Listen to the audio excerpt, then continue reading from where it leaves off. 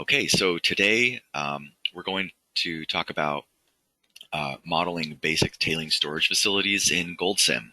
And today we are going to have a guest speaker, Nicholas Brink with Stantec Engineering, talk about it, and also in terms of a real application of a mine site. So I think this is a really good opportunity if you're doing mine water balance models to kind of see how it's how it's done out in the real world. So really appreciate Nick taking the time to do this, and so I'll go ahead and turn the time over now.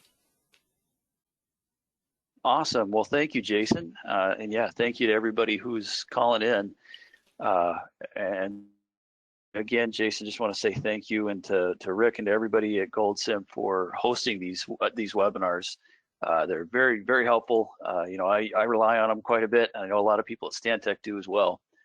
So we really appreciate it. Just want to extend that thank you, really on behalf of all of us here at Stantec. So great. I'm glad to hear the feedback. Thanks a lot.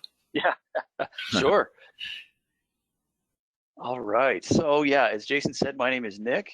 I work with Stantec. I've been with the company for probably about coming on 8 years. And so my work primarily focuses in the tailings area, and certainly revolving around mining. My background originally has more to do with dams in general, dam designing, and then for the last 8 years or so, focused pretty much exclusively in mining, with a few spurts here and there looking at municipal dams and things like that. So that's just a little bit of my background. So I do a lot of water balance modeling for Stantec.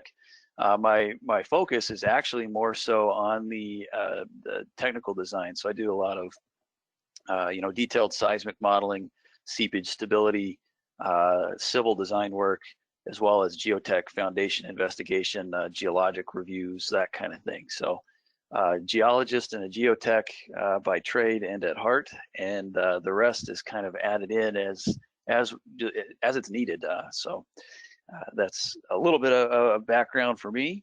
And again, thanks to everybody who's calling in. So the purpose of the webinar today is to go over just a simplistic example of how we simulate a TSF in GoldSim.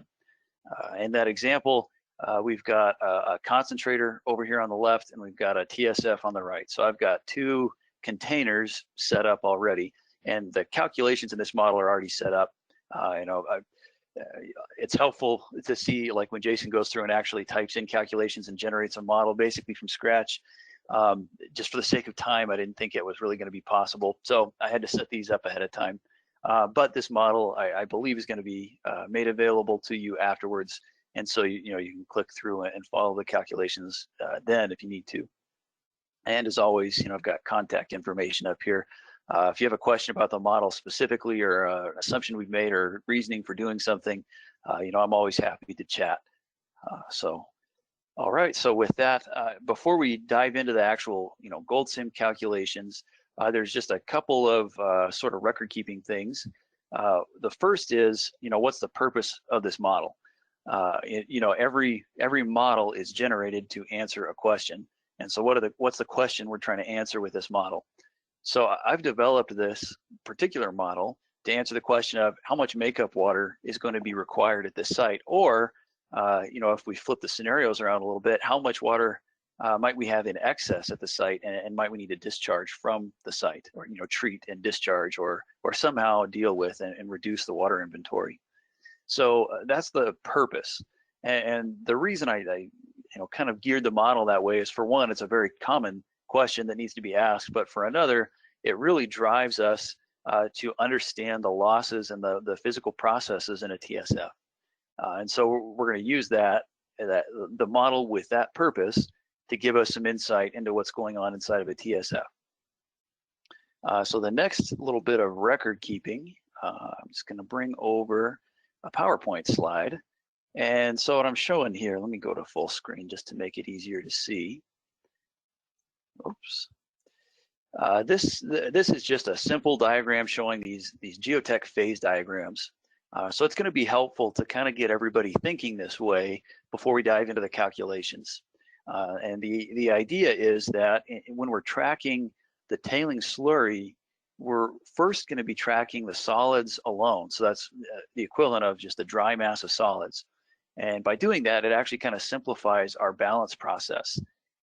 So when, let's say these solids, this tailing slurry has a bunch of water removed from it, like let's say a thickener, or potentially as it's deposited into an impoundment and some of the water is separated out immediately.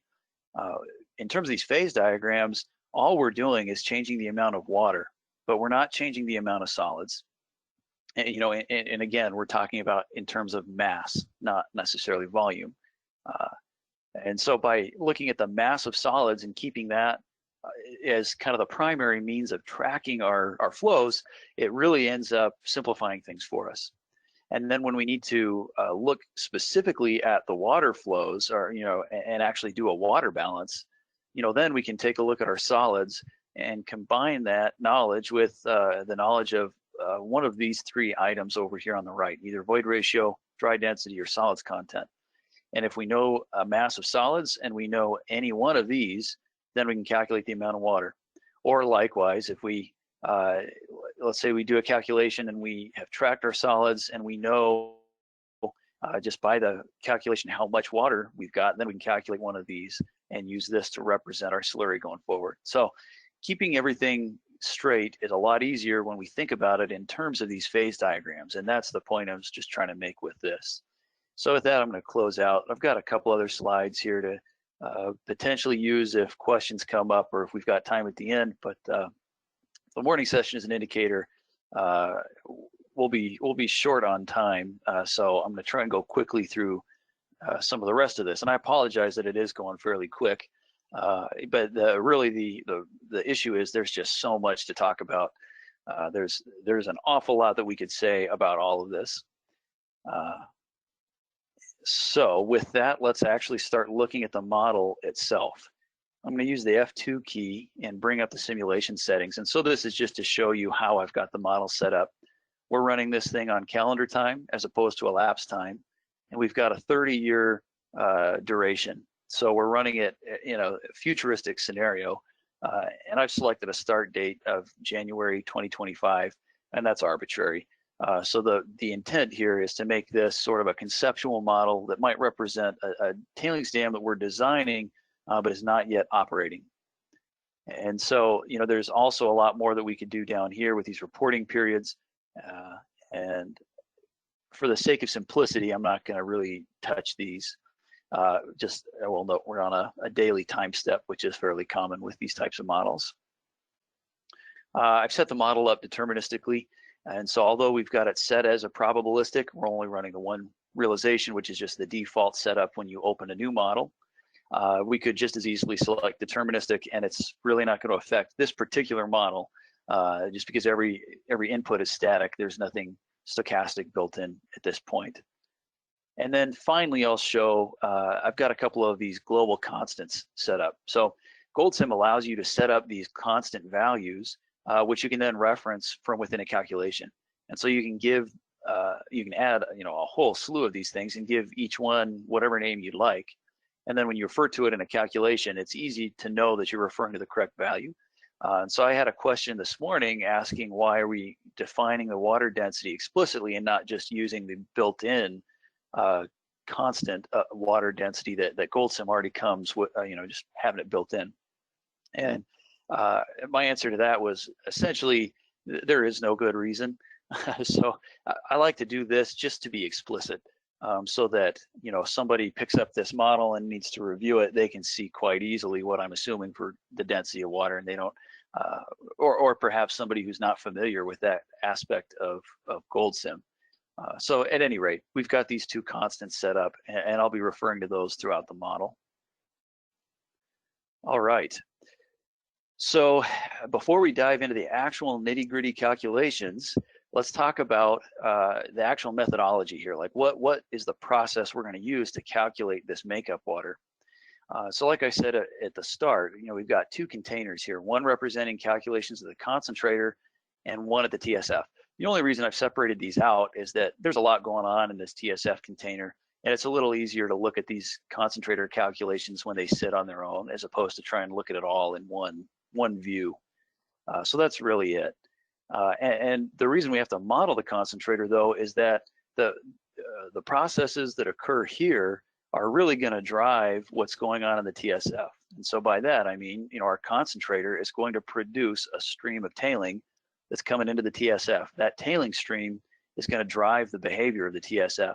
If that tailing stream doubles in rate, the TSF is going to behave very differently. And so that's why we simulate the concentrator. And this is going to be a very simple set of calculations over here. I'm not going into any real detail about the crushing, the milling, the segregation, flotation, all of that stuff. I'm not really going into detail in terms of calculations here in the concentrator.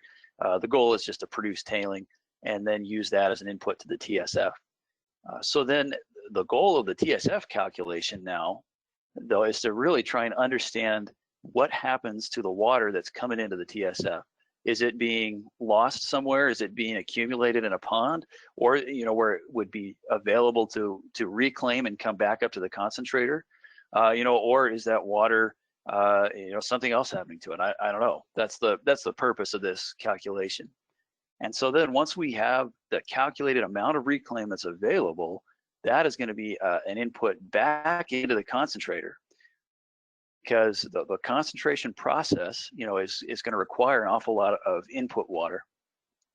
And the thought is that we are going to prioritize, using water at the concentrator that's recycled at the TSF or reclaimed at the TSF. And then if there's just not enough water available for reclaim at the TSF, then we're going to bring in that offsite makeup water. Cyclic calculation. We start with tailing production. That drives the behavior of the TSF, which in turn drives the amount of water that's available for reclaim, and that feeds into the concentrator again and helps us calculate our overall makeup. And down below here, I just summarized a couple of our key results, and we'll look at these at the end. And then I also always do a mass balance check or a water balance check. And so that's what this is. This is when we run the model, this is just going to prove to us that we've actually captured and understand all of the major inflows and outflows in our model, and that those inflows and outflows actually balance. All right, so let's start off in the concentrator. At the top of the screen here, so I'm showing a simplified flow diagram of what might happen at the concentrator. I'm going to take this little rectangle and move it out of the way for just a second. I'll explain why that's there in a moment. The basic process is we've got crushed ore in a stockpile, and it's got some amount of moisture, retained within it. And so I've just assigned 95% solids just to give us something to work with here. And I've input that down here in my supporting information, which is just a location where I keep, the model inputs that are not actually being calculated, but that are driving our calculation. So that's the supporting information, and you'll see that over in the TSF container as well. And so that's, got percent solids for all of these little streams, and any other inputs that might need to be accounted for. Those are all going to show up here. So the concentrator, like I said, it's going to receive some ore, and it's going to receive some water with that ore. We're going to account for that. And we know that the concentrator, as a goal, is producing the concentrate of our economic mineral. So, my biggest experience is with copper mines. And so I've selected a few different historic projects that I've worked on with copper mines and kind of pulled them together to create this model. The numbers are all changed here, so there's nothing identifiable, just for the sake of our clients and maintaining confidentiality. But the concepts are here. I've done my best to try and make sure that the inputs I've selected are at least representative of the trends that you would see in a real model. And I call that a production model, one that's actually going to be used. So the concentrator then, once you've removed this concentrate, or well, maybe I should step back and say that in order to produce this concentrate, the ore coming in has to be mixed with a substantial amount of water to go through a flotation process, and that water has to be sourced from somewhere. Some of it's going to come from our thickeners, if there is a thickener. Some sites don't use thickening. Some of it's going to come from the TSF reclaim, if we've got enough water available, that is. And then finally, if there's still some extra demand that needs to be met, we're going to bring in some off-site makeup water. And that's the general idea of what's going on here. Now, I had this rectangle set up here because just a quick little simplification. Really, we can treat the concentrator and the thickeners as one combined system. We can treat them together. And the benefit of doing that is that we no longer have to worry about trying to calculate this sort of circular flow. All we have to worry about now is any flow that crosses the boundary of this little system line. And so now all we need to worry about is the tailing outflow or inflow. There's a little bit of water in our concentrate that's coming out. And then, of course, our makeup sources, which is either going to be reclaimed water or makeup water. And so I think instead of going into these calculations in detail, really, I'm just going to say first, we've got our calculations separated out by inflows versus outflows. And as I mentioned, looking at that PowerPoint slide, we're going to approach this by first tracking our solids. And then once we've got a good understanding of what's happening with the solids, then we'll go back and actually calculate the water balance. And so that's why I've got these two separated out. So the inflows in terms of solids is simple. That's just the ore throughput. And I've got a couple of items here used to help calculate this ore throughput, but ultimately, for the sake of time, just consider it as we've got 100,000 tons per day of throughput. And if we've got time, I'll touch on these and why we might apply a couple other items here. The outflows are, again, in terms of solids, pretty simple. If I scroll up and look at our diagram, the only outputs are the concentrate, that economic mineral, and then, of course, the tailing going to the TSF, and that's what's being calculated here. So this concentrate, I'm just calculating this, and by the way, if you're new to GoldSim, all I've done here is just double-click on this element, and you can do this with any element, and it brings up the definition of that element. So here I've got the equation that I'm using to calculate a value, and I've got the name I've given it, a real quick description that just to help me kind of keep tabs on what is what, and I've given it units.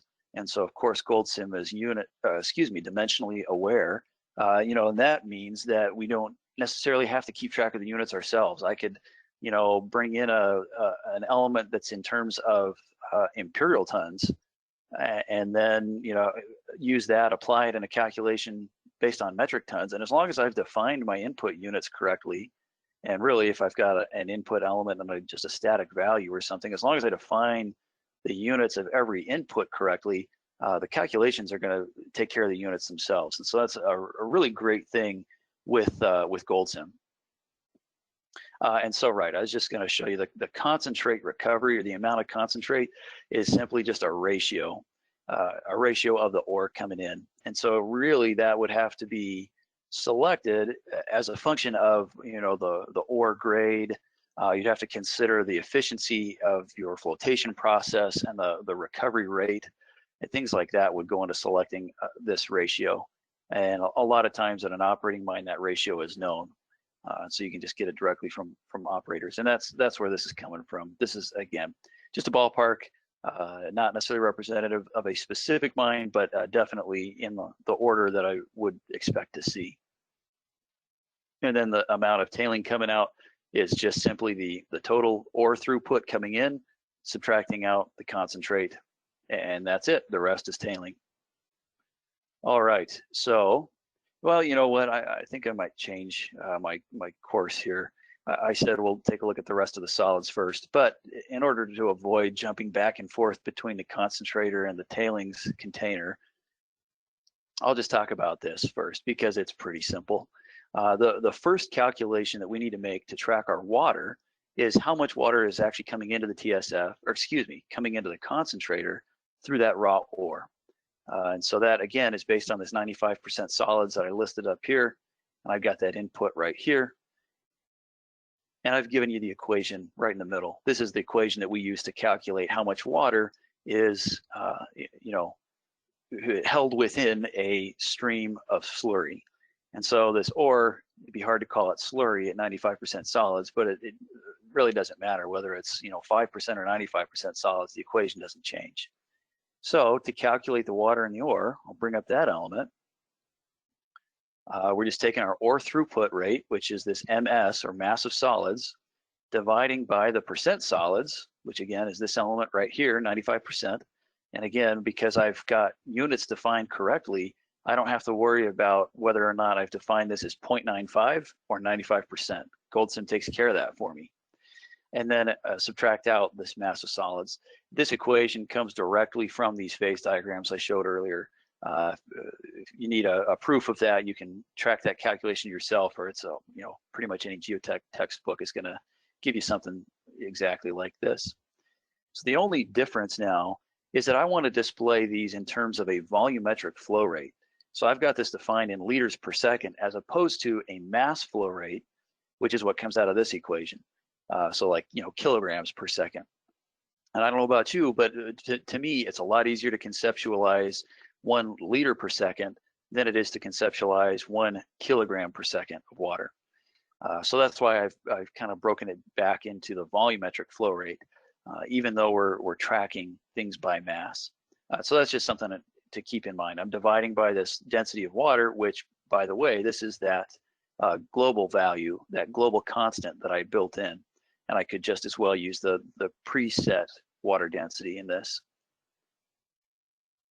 And then I'm not going to talk on these quite yet, because these are actually, we got to look at the TSF first to understand how much reclaim is going to come back. And then we need to understand the amount of reclaim in order to understand how much makeup water is needed. So first, since we're here, I'm just going to talk about the calculation of these two outflows. So that's water in the concentrate, water in the thickened tailing. And it's, again, just taking the same equation and applying it with a new mass rate and a new solids content.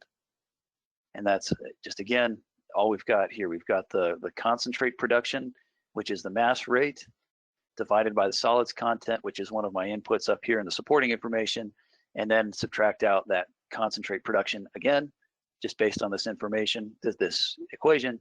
And then I'm going to divide by the water density, finally, to give us a volumetric flow rate. And it's the exact same thing here with our thickened tailing. I'm using this thickened tailing rate and then the percent solids up here. So we've basically, fairly easily been able to calculate these two flows in this inflow. The next step then is to understand how much reclaimed water we have available to the concentrator. So to do that, we need to actually understand the happenings of the TSF. And that's where the crux of this presentation is. And so I'm going to step over now into that. Well, real quick, let me step back, because I just want to say the only other calculation I've made so far is I'm calculating the overall water demand at the concentrator. So we know there's some water coming in the ore and a lot of water leaving in the tailing and a little bit leaving in the concentrate.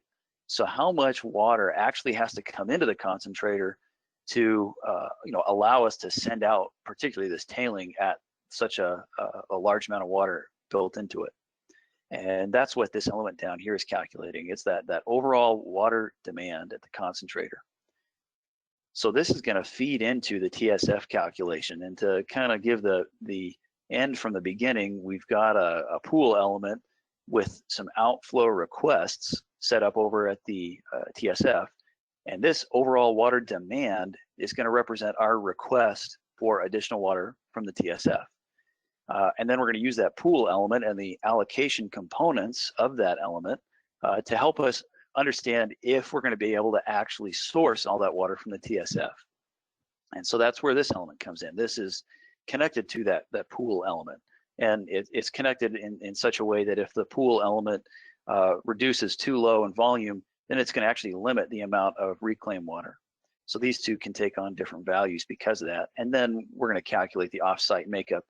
Really is just the difference of the available water coming in from the reclaimed pond versus the actual demand of the concentrator. All right, so then stepping into the TSF container. So now again, I've set this up with a flow diagram at the top. So I apologize. This diagram is just too big to be able to see both it and the calculations down below. But I think we can keep it fairly simple. And if you just kind of, again, keep thinking of all of this in terms of what is an actual water balance. Really, we're just balancing inflows and outflows. And the complicating factors really just lead into how do we calculate these inflows and outflows. And so Let's start by talking about the process and what's going on at the tailings dam. That way we understand what inflows and outflows we actually need to calculate. So this is an example showing a downstream raise embankment, which is fairly common in like a rockfill construction kind of a scenario. And so this dam, it might be raised in a series of discrete increments over decades. And as it's being raised, the impoundment level is also coming up and up and up. And so for that reason, there's not a traditional spillway built into this dam. And instead, we're relying strictly on this reclaim pumping system to remove excess water from the dam. And that, as a side note, that also is important in terms of flood management. We've got to size this thing in order to handle not just operational conditions, but also flood conditions. So a common practice in terms of depositing the tailing is going to be to run a discharge line across the crest, right? And then there'll be a downspout every so often to individual discrete discharge points along the crest. And it's possible there could be perimeter discharge points as well, but for the sake of this schematic, we're just considering a dam where they're depositing, only from the crest. That tailing, when it hits the impoundment surface, some of the water that's in that tailing is going to immediately separate out and run across the surface down to the pond. So that water is going to be pretty much almost immediately available for reclaim. But the rest of that water is going to stay entrained within that tailing that's now locked in the impoundment. And so that's what we call our entrainment loss. And I taught a webinar, also through the GoldSim program here back in May of 2019. I'll look at my notes and make sure I get the date right. In May of 2019. And in that webinar, we talked a lot more about this entrainment loss and about the impoundment itself and how we simulate that. And so I'd say if you've got a situation where you need to deal with this, then you can go back to that to get more information, because I don't think we're going to have time to go in detail, into this entrainment loss. I'll try to touch on it, but we're not going to be able to spend much time. So that is our entrainment loss. Now, the other interesting thing that happens within this tailing is that, let's take, for example, a slice or a wedge of tailing down here that was deposited early on in the life of this impoundment. That tailing is now under a substantial load from the tailing above it. And that tailing above it, that surcharge load from the tailing above it, is actually causing this tailing down below to try and compress and squeeze out some of its pore water. And so it's actually going to be continuously releasing little bits of water throughout the life of the tailings dam. And that, manifests in the form of additional water that actually shows up for us at our reclaim pond. And so there might be a little bit of that water that seeps out and downward, but typically we actually see that the vast majority of water released by consolidation actually is forced upwards. And it's a little strange to think about it, but the physical processes are such that you typically, and I'd say almost always, end up with upward seepage. And so that water does show up at the surface and then eventually at the pond. It takes time. That water was initially locked in when the tailing was deposited, and it takes time to be squeezed out. And then it takes time for it to seep upwards through what could be a pretty substantial height of tailing above it.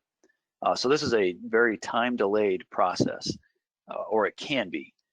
Now, in this type of a TSF model, I usually don't account for that time delay unless our calibration shows that we really absolutely have to. And usually we're just fine doing it that way.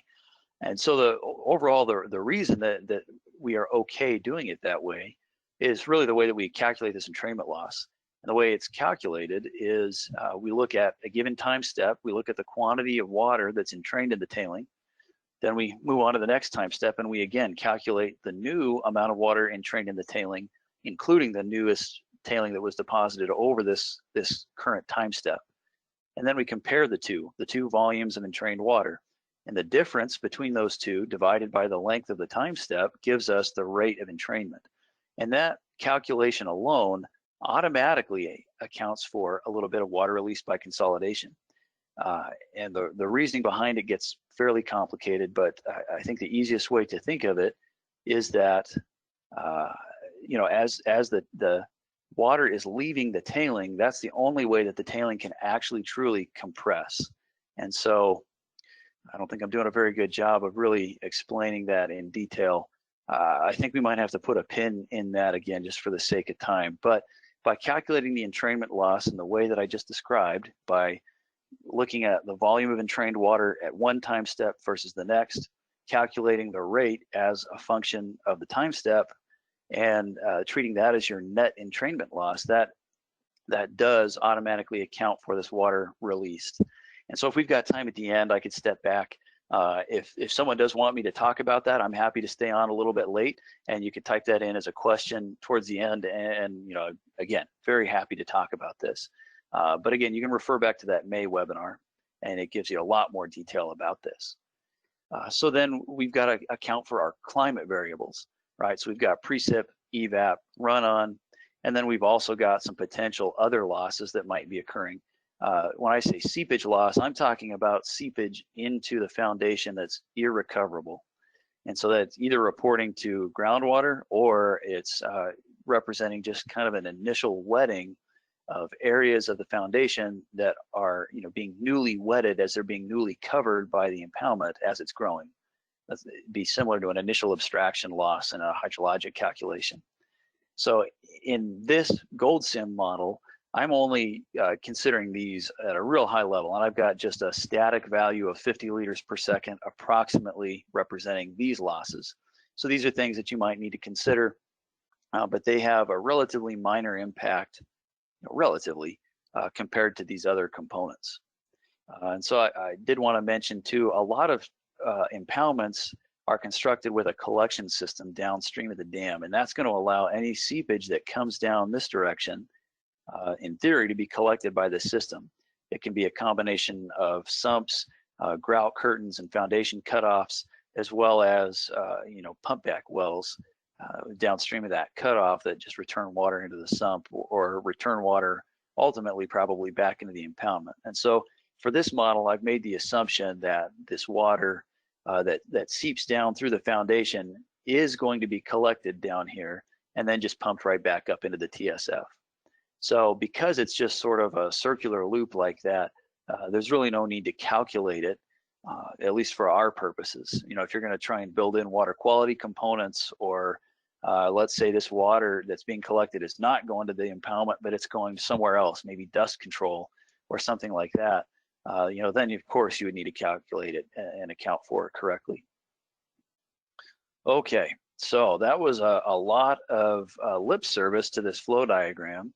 So now let's actually take a look at the calculations. And again, with the kind of overarching goal of trying to estimate how much makeup water is actually going to be available, or excuse me, not makeup, but reclaimed water is going to be available.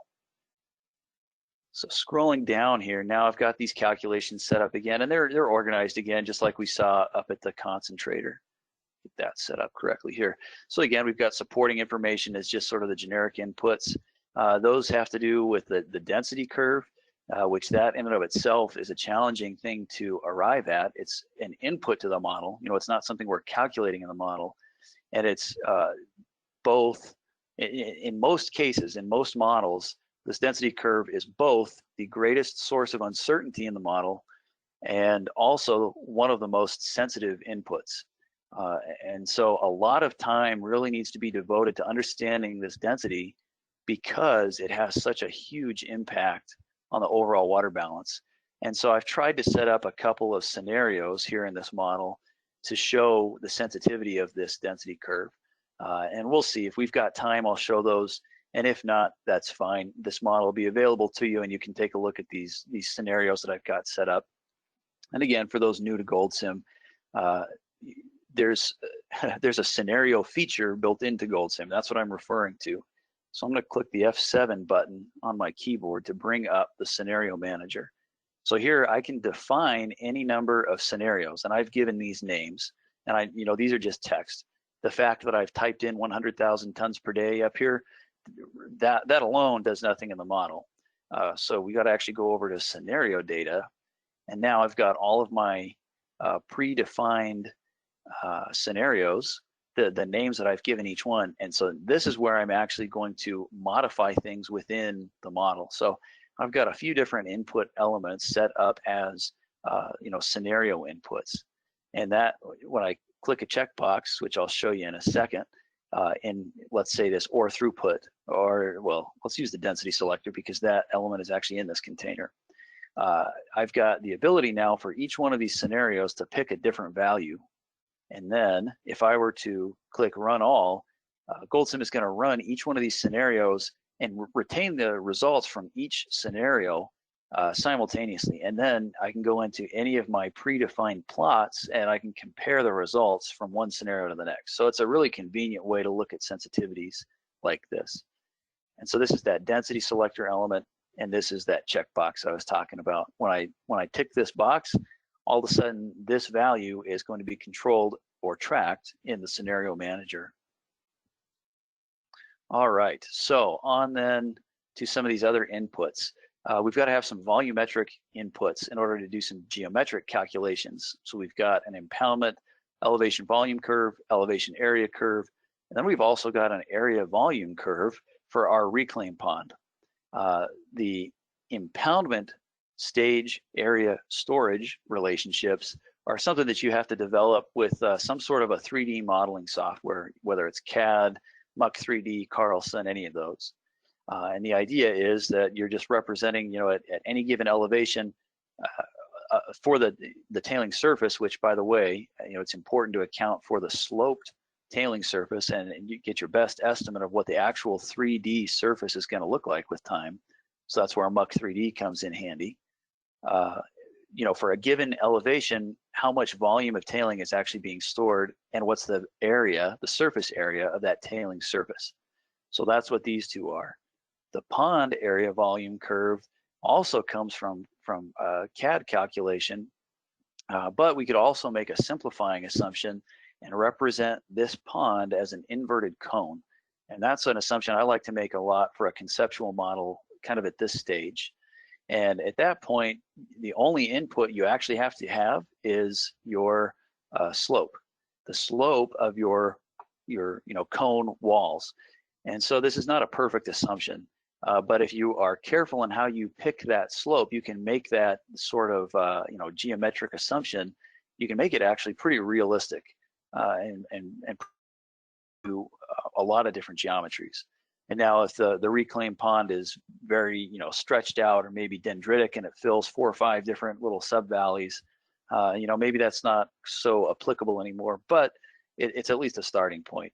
So you could develop a CAD-based pond area volume relationship, or you could do a mathematical type of a model like that with an inverted cone.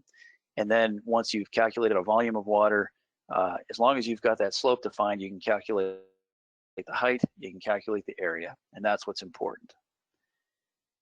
So going down to actually start with our calculations. Again, we're going to track the solids first. This element represents the solids flow coming in, and this is just linked directly back to an element sitting in our concentrator container. And I just linked it up so that we can see exactly what is going on here. In terms of the math behind the scenes, this element really does nothing. But it just helps to see that we've got an inflow right here, and we can organize our calculation that way. So I'm tracking the accumulated solids in the impoundment using this integrator. So this is the total tons of impounded tailing, dry tons. And then we're going to plug this in to these calculations for geometric modeling over here. We've talked about our density. So once we know the density, then the impoundment volume is simply the ratio of the total solids, again, dry mass of solids, divided by the dry density. And so that dry density curve is going to have to come from some sort of consolidation analysis, ultimately. And for some simplifying methods and kind of a discussion of some of these methods that are available, there's a paper that I've published hopefully going to be publishing in this Tailing and Mine Waste conference coming up in 2 weeks, along with Ziggy Zurkowski, also at Stantec. And so take a look for that paper. It'll be pretty helpful if you're trying to develop this density curve for a mine that's already operating. And instead of having to go through some rigorous lab testing, you can actually use some of the sites, just record data to come up with that density curve and to come up with a forecast for that density curve. So that hopefully be helpful to you. Then we've calculated the height of tailing, which is again based on these lookup tables, and then the impoundment area. That area is important because we're going to calculate some losses based on it. All right, there's a few other things I've included here. These are just examples if you need them. They're not real, well, they're not at all actually influencing the calculation ultimately of makeup water though, so I'm not going to talk about those right now. So let's talk about our inflows. We know that we've got water coming in that thickened tailing, and we've actually already calculated this back in the concentrator container. So this again is just linking up to that element where we already made that calculation. And here's this same equation again, just so that we've got it handy. We've got some water released by consolidation, and really, you know, I mentioned how we can calculate the entrainment loss by looking at the entrained water at each time step and looking at the rate of change of that entrained water. If the impoundment, or excuse me, if the concentrator throughput rate goes to 0, but our density continues to increase, that net entrainment loss calculates out to a negative value. And so that calculated value is represented here. And so here's that pool element I mentioned previously.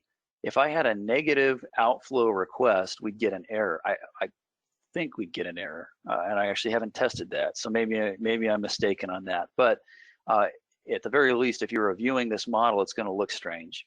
And so really all we've done is to say that this element is going to take on positive values that come out of that calculation, and then this consolidation release is going to take on the negative values, but then apply a factor of -1 and turn it into an inflow. And that's just to avoid errors. So that's all that's going on here. Because I mentioned to you that if we calculate the net entrainment loss correctly, it automatically accounts for the true release of consolidation water. So maybe this is named a little bit incorrectly. Maybe this, I don't know, I could rename this to something along the lines of negative entrainment inflow. And I don't know, maybe that's not even any better. I'll put some thought into that before we post this model. So then the next inputs that we need to consider are the precipitation. So we've got precipitation coming in from the catchment runoff, and also precipitation direct onto the impoundment surface. So direct precipitation is a little easier. Let's look at that first. It's literally just the precipitation rate, which I've brought in down here, just monthly average precipitation values from a local climate station, multiplied by the impoundment area, which we calculated up above. And that's, you know, quick and easy way to estimate precipitation influence on the reclaim pond. Now we're going to look at the catchment runoff. So it's a little more complicated because we've got to account for abstraction and the fact that not all of the precip water is actually draining within the catchment down into the TSF. So again, we're relying on this monthly average rate of precipitation, and also the catchment area. And really, we're looking at the difference between the catchment area and the impoundment area, because we don't want to double count the precipitation that's already modeled as falling on the impoundment from this calculation. And I've also got a catchment runoff coefficient that I'm applying, and it's a function of the month. So this is another one of those built-in constants that GoldSim has. So month is going to return the numerical value of the current month, and it's going to be applied in this lookup table to bring out a coefficient. And so the reason these coefficients are in a lookup table is because I'm trying to represent the scenario where during the wet season, for example, because there's a lot more water having fallen on the catchment, that abstraction loss is going to be less. And so when we think of it in terms of the rational method, the runoff is going to be more. So the runoff coefficient is going to increase during the wet season. And during the dry season, this runoff coefficient actually shrinks down to a very small number. So the primary models, actual production models for real mines that I used to develop this, were primarily in fairly arid regions. And so I've kind of developed this with that in mind, that this is generally a pretty arid environment that we're trying to simulate. So that's why we've got things set up the way we do with the precip. All right, so then our pool element, this is going to represent the actual volume of our reclaim pond. So on our pool element, I've got all 4 of these inflows over here linked up. So these elements are directly feeding water into our pool element. And I've also set up an upper and lower bound as well as an initial volume. So the initial volume is meant to represent a startup water pond that we would typically develop at a TSF in an arid region where one of the key operating considerations with the TSF is extra losses that occur early on. So the water demand is substantially larger in most cases for a very young TSF, and then those water demands tend to diminish to some degree, and so we'll see that in the results. But anyways, that's why we've got an initial pond volume, in this case 5 million cubic meters. This lower bound of 500,000 cubic meters is meant to represent the dead storage. So we've got, we're simulating reclaim pumps or floating barge pumps out in this reclaim pond that are going to be returning water up to the concentrator. The idea is that those barges can only operate down to some minimum depth, which correlates to some minimum volume of water that has to be present in that pond in order for those pumps to operate. So that's why we have a lower bound represented here. The upper bound is really more of a way to look at a situation where we've actually got a net positive water balance. So that would actually be sort of the opposite climate situation. We'd be looking at a really wet climate and somewhere where there's a lot of precipitation water coming into our TSF. And at some point, I mentioned there's no spillway in this dam. So at some point, if the demand for water at the concentrator is not enough to minimize and maintain the volume of water in the TSF, at some point from a dam safety perspective, we have to evacuate that water somehow. And we're going to have to treat it and discharge it off site. And so that's what this upper bound is trying to represent. When we hit an upper bound of 5 million cubic meters, that's sort of representing a decision point, that at that volume, we're going to start treating and discharging water off site. So that's why we've got this set up. Now I've got 4 different losses represented over here on the right. And again, with a pool element, the beauty of it is that it's got a built-in allocation function. And so I'm requesting outflows for each of these 3 that are up here are the losses. And then, hopefully there's enough water in the pond to satisfy these, because physically speaking, we know they're going to continue. Entrainment, evaporation, and perhaps seepage, those losses are not going to stop just because our pool element has reached a certain threshold volume. But the idea is that the rest of that water in the pond could potentially be available to the concentrator, as reclaim. And so in this element right here, I mentioned to you when we were back up in the concentrator container, if you can think back to that, that the calculation of the total demand at the concentrator feeds into as a request from this pool element. And so that's exactly what's going on here.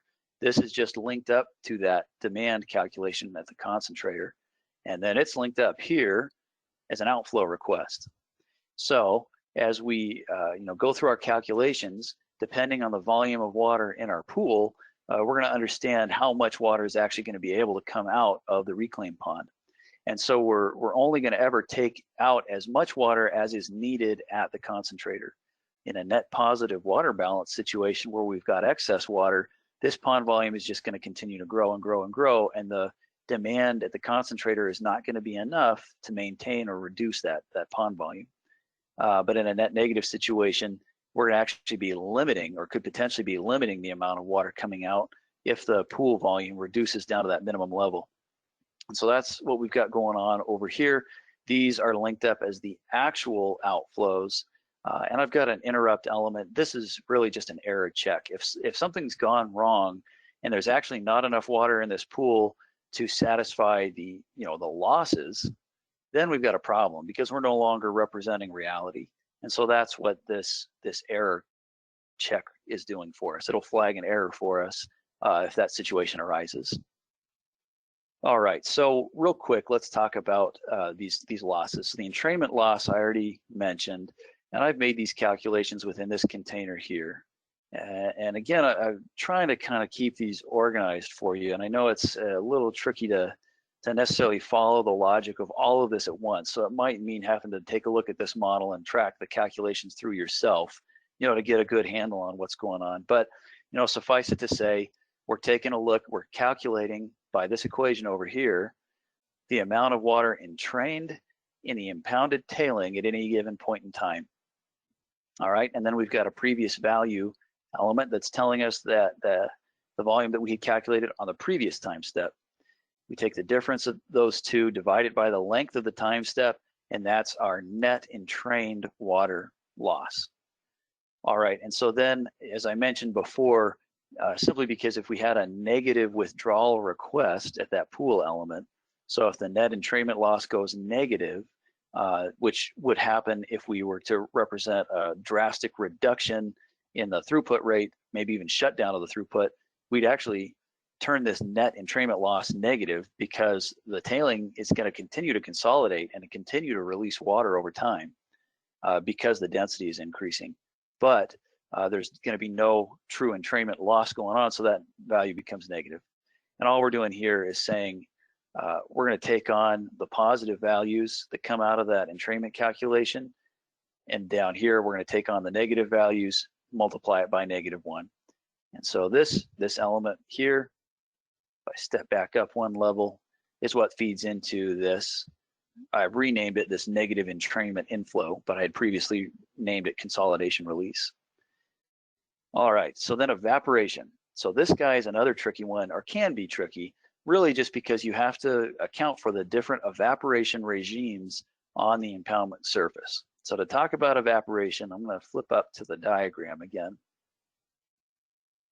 The evaporation rate is going to be different for evaporation from the beach area versus the pond area.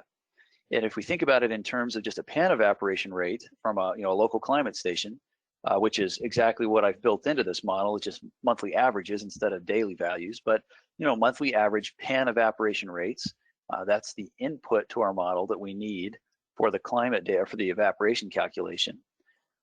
So really what we need to do is characterize a separate pan evaporation factor to apply to the beach versus the pond.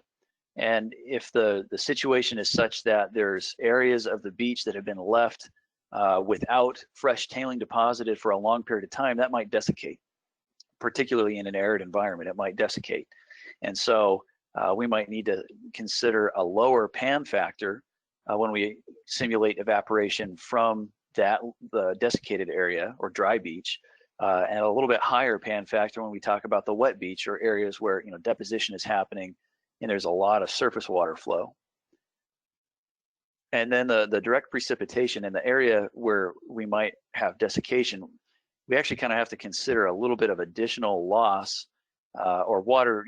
We've got some direct precipitation water that's going to go to re-wet that desiccated area, and it's not going to actually report to the pond. So we've got to consider that too. And I've not built that into this calculation. It's not too terribly difficult. It's just a complexity that you have to think through. So really you just have to characterize the depth of the desiccated tailing, and then you've got to characterize what's that percent saturation there. And then whenever you've got a precip input, you've got to first use that to satisfy re-wetting of your dry beach area, and then allow the rest of that water that's fallen onto the dry beach area to come down to the reclaimed pond. So in terms of the calculation, the evaporation loss, if I bring that up, and again, this is the request, not the actual. So the evaporation loss request is a function of our monthly average pan evaporation, which is just this lookup table right here. And again, it's a monthly average, so I'm using this global month. And I'm going to multiply that by a quantity here. So the quantity in parentheses. We're going to take the beach pan evaporation factor and multiply it by what we've calculated down here to be the beach area. Then we're going to take the pond factor and multiply it by what we've calculated to be the pond area. All right, and that's our evaporation. And so it really is just that simple for the most part. There's a lot of different, Penman-Monteith or other types of calculations you could do, but ultimately, the evaporation from a tailing surface is notoriously difficult to characterize, and so to rely on a Penman-Monteith or similar type of a physical model, you've really got to put the time in to characterize the environmental regime. Excuse me. Things like the tailing albedo have a huge impact, and so in some of the areas of the beach or even the pond, I've seen situations where the pan factor is actually greater than 1. And I'll just mention this: to calculate the pan factor, I've just kind of selected, approximate values. For the beach, or excuse me, for the pond area, I'm assuming 100% that pan evaporation rate is relatively representative of the pond. For the beach, so in this case, I've just combined the dry and wet beach into one and said that on average, our evaporation factor is 50%. We could break the beach up into wet and dry if we wanted to, but for the sake of illustration, I thought it'd be easier just to look at just one beach area. So let's see how we calculate that beach area now, which actually we've got to start by calculating the pond area, because then the beach area is just going to be the difference between the total impoundment area, which we calculated up above, several minutes ago now. It's just going to be that value and subtract out the area of the pond. And so that's all the beach area is. And the pond area is coming from our area volume lookup table that I mentioned previously, which is right up here in our supporting information. All right, so those are the main losses. Again, this other loss, this miscellaneous, is just a constant at 50. So with that, and with our, our allocation components of this pool element having been set up correctly now, we're getting an estimate of the reclaimed water that's available from the TSF. All right, so this now we're going to take back over into the concentrator container. And so I'm going to use the navigation features in GoldSim to help me do that in a few, fewer clicks. So if you're new to GoldSim, if you right-click an element, the first two options here, as long as we're in edit mode, is the first two options. Function of and effects. This lets you track which elements are used in the calculation of this particular element, and it also, with this effects, brings up a list of all the elements that reference this value in their calculations. And so, like I said, this element represents available water from the reclaimed pond, water available that can be sent up to the concentrator. And so I'm going to click on this, and it takes us right up to that element that is referencing it. So now we're up in the concentrator container, but I didn't have to manually switch over there. I was able to just navigate that way. And if I double click on this, again, this is just a link up. So there's no true calculation going on here. This is just for visual effect, so we can see this element represents water coming in from the reclaimed pond. And then finally, if we've got extra demand that cannot be satisfied with reclaim, that's where we've got offsite makeup water that comes into play. All right, and so I'm going to step up now into the top level of the model, and let's run it real quick. It's a pretty quick run, nothing real complicated in this guy. First thing to show, our total balance error is very reasonable, on the order of 10 to the minus 8. That's right where we want to see it. So that means that our balance is actually balancing, which is of course a good thing.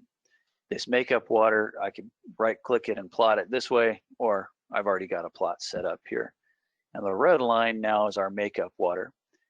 So I mentioned that during startup and the initial kind of operations of a TSF, the water demand is really, really high. And the reason for that is because the density curve is really, really low. The overall average impoundment density is low.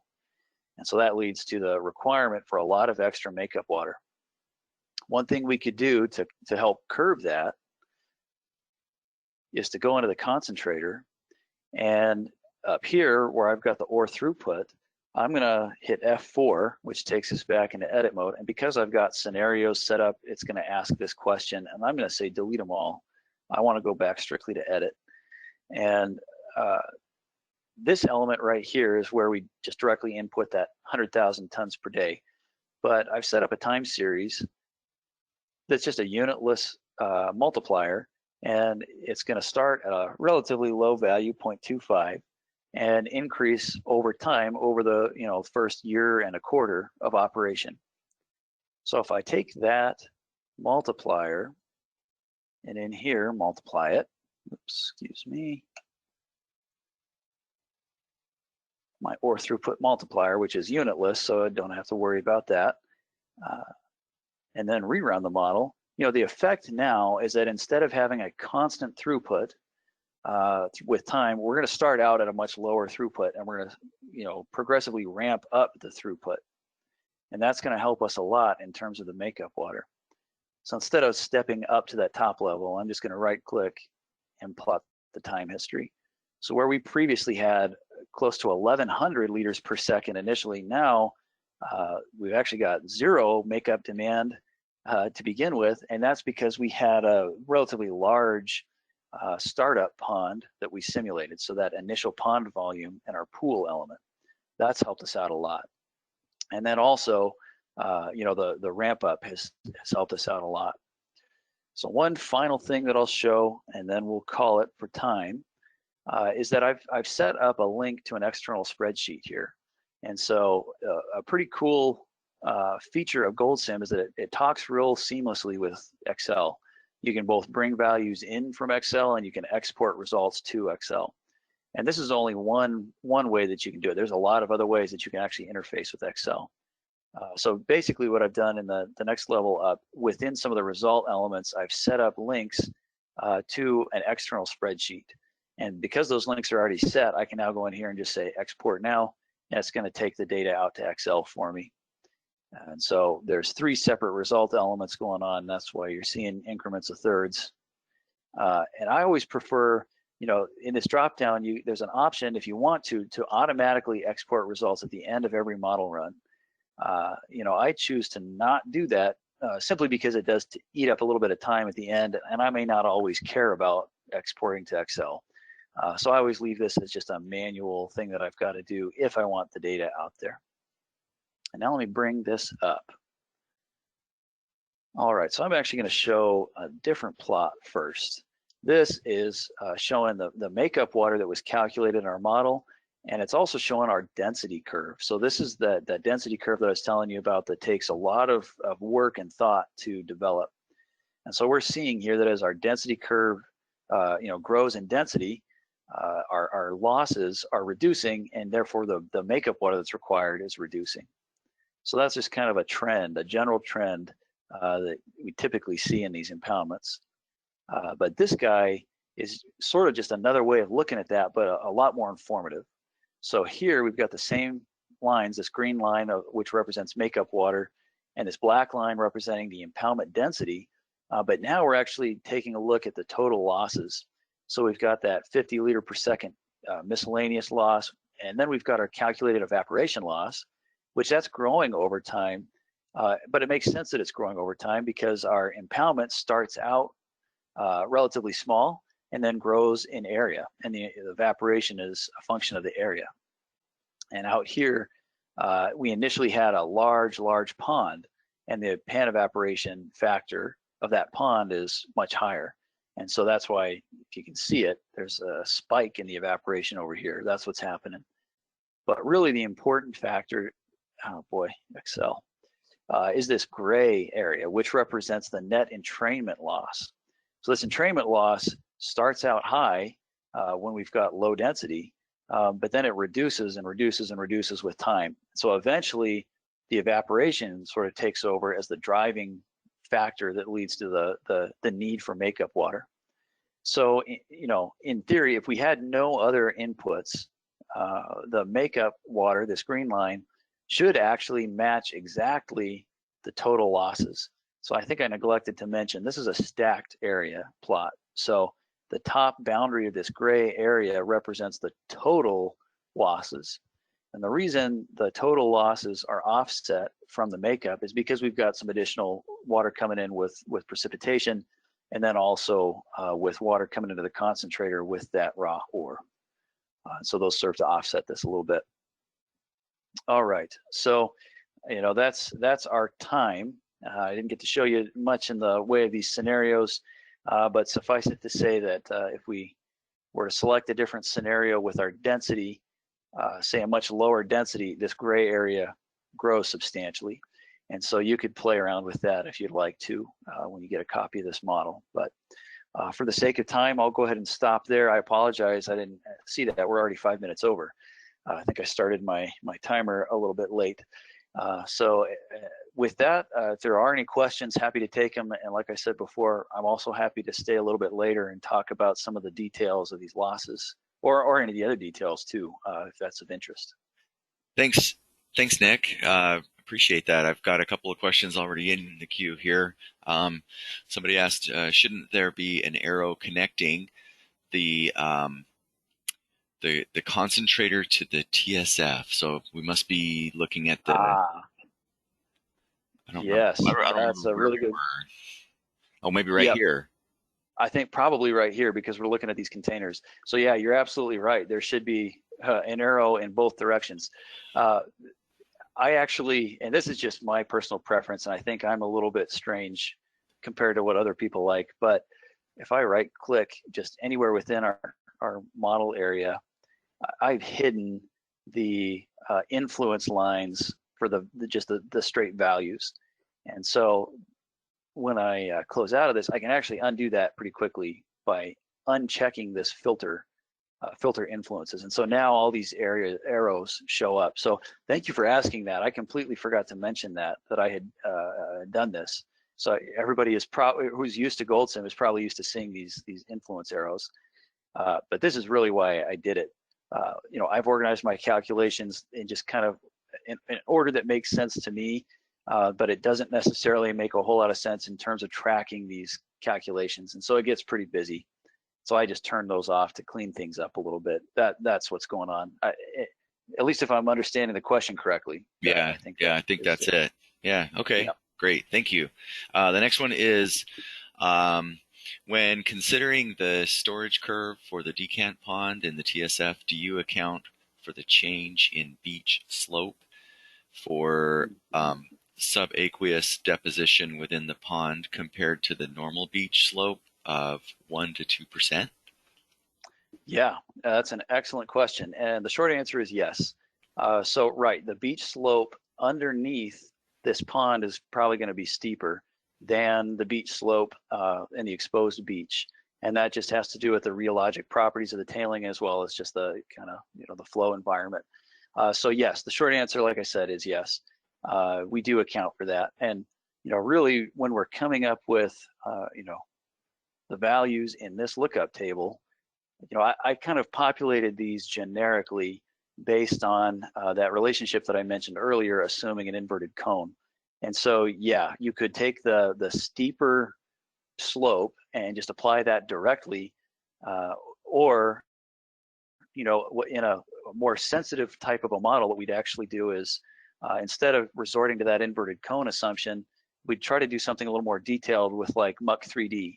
And we'd say that maybe at one point in time, we come up with a tailing surface, and within Muck 3D, we account for this steeper slope, which, you know, I think I see kind of the confusion. I'm not showing that here. I'm just showing one nice little wedge just for my little conceptual diagram. But right, we account for that steeper slope here, and we'll come up with an elevation area volume curve for the pond at that point. And then we'll continue the Muck 3D model, maybe a year or 2 years or 5 years into the future.